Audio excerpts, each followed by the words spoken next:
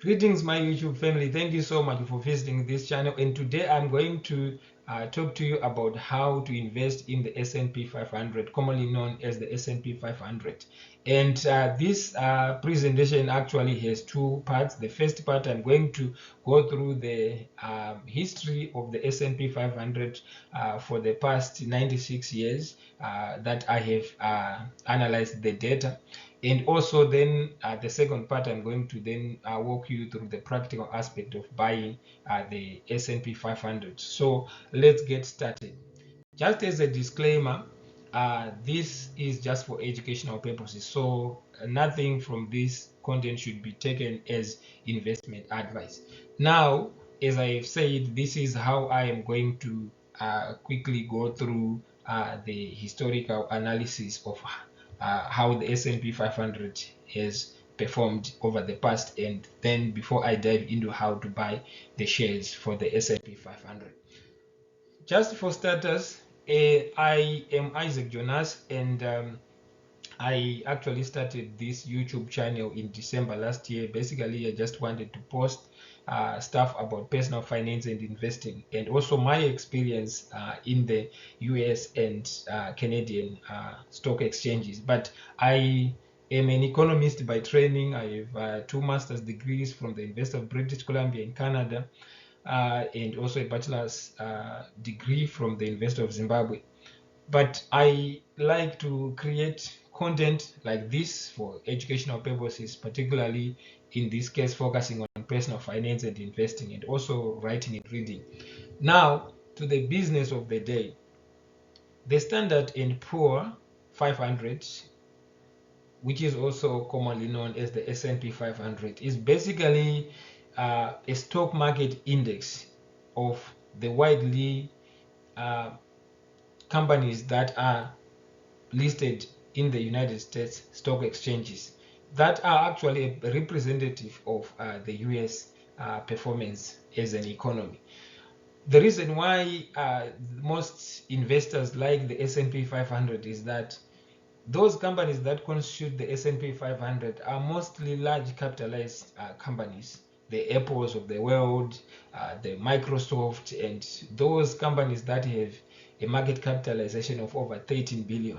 Now, and they are mostly profitable, even though if you go down the bottom of the list of those 500 companies or so that are listed as part of the S&P 500, some of them, they may not be performing that well for some years, but overall the S&P 500 has been performing very well, and as such most investors like to gauge this as a benchmark for the performance of the US economy as a whole. But I'm aware that there are other indicators like the gross domestic product, which is commonly known as the GDP, which is the output, generally the products and services that are produced within that economy for a given time.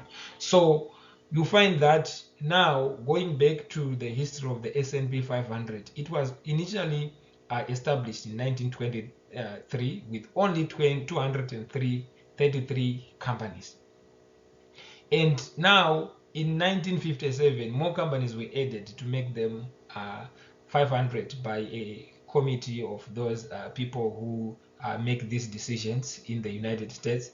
And over the past couple of years it has been volatile. Sometimes it goes up and sometimes it goes down, as I will show in the data. But in 2023 it closed on a positive territory at 4,769 points, 0.83. So you will see that when you look at the historical data over the past 5 years, from 2019 to 2023, the S&P 500 has been doing very well, actually overall on an average annual basis, with 2022 actually being the 1 year of those 5 years that returned an annual return that was negative 18%. The other years they were actually on the green, with 2023 returning 24.23%. And over the past 10 years, there were actually more years that the S&P 500 closed in the positive territory, with only 3 of those years that had a negative return. That is 2015, with about 1% down, and then 2018 and of course 2022, which experienced 18% in the negative territory in terms of the performance of the S&P 500. So overall, 7 out of times it was up over the past 10 years. Now, over the past 20 years, we have the similar story that only 4 years, that is 2008 and this year here, I think it's 2015 and 2018, it was down, right? But overall, 2013 offered the highest annual returns of about 30%. So it goes up and down, and that is key as an investor to understand that it doesn't go in a straight line. Now, this is for the all-time data, and this is from when it was established in 1928 to 2023. You will see that the red dots, like I've indicated, red bars, they are actually the years when the S&P 500 was down, and then the green ones, they are the ones when it was up. So 66 of those years actually it closed on a positive territory. In other words, there was a positive return. So the key takeaway is that there were more positive years than those years when it closed in a negative territory overall, if you annualize all the returns over the time period. And now specifically looking at the ticker name of the S&P 500 for that index that you can buy if you want to buy the S&P 500.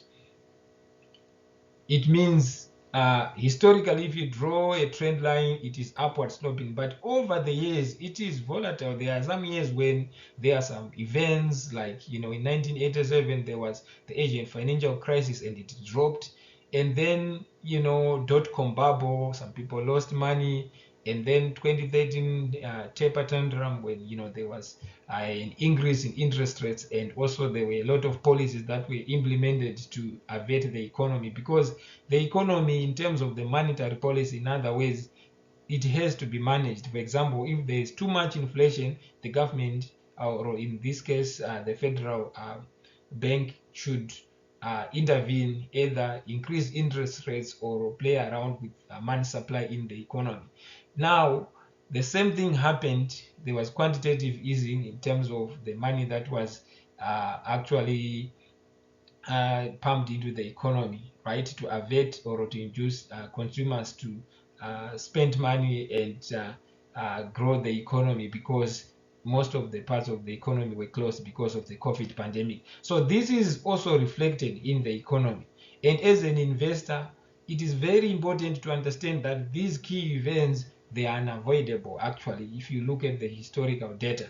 And you can actually take advantage of these to say, if this happens and you have some cash, you can then buy good quality businesses or indices like the S&P 500 and then hold on for the long term. So this is key, and this is the reason why I show this data.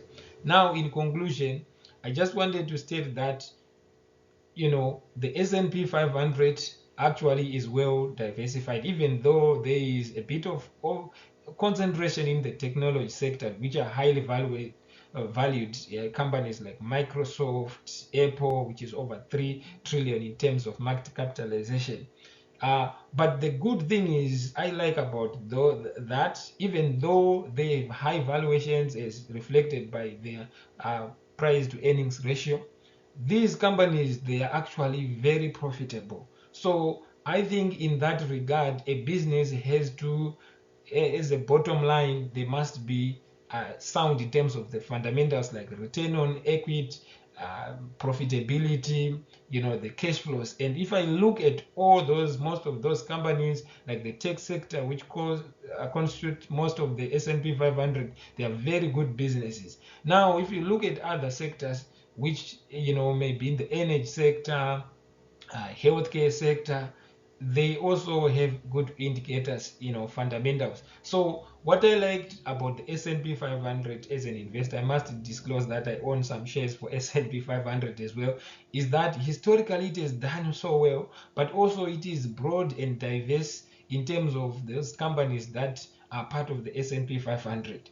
You're looking at those companies from whichever sectors of the economy, financials, retail, and technology sector, like I said. So if other sectors are not doing well, then the returns, in terms of the overall returns, they might be positive, unlike if one is invested in one stock or one business, and if it doesn't do well that particular year, as you can see, sometimes it can drop to negative, 47%, like what happened in the great recession in the US. I think it was around 1930s, early 1930s, right? And these events, when they happen, and if you are invested in companies that do not have good fundamentals in place, like high debt, and also they are not profitable, they might actually go under, and the result is that as an investor you can lose money. So I like the S&P 500 because it is broadly diversified, and I will explain more on the part 2 of this series. So I thought I would just share this data as the basis for me to show you how to buy the shares, because it's important to buy shares of things that you understand. At least that's what I like. I like to invest in things that I understand, because I work very hard, so I just don't want to throw my money away in things that I don't understand. So thank you so much for listening thus far, and please check out the part 2 series of this.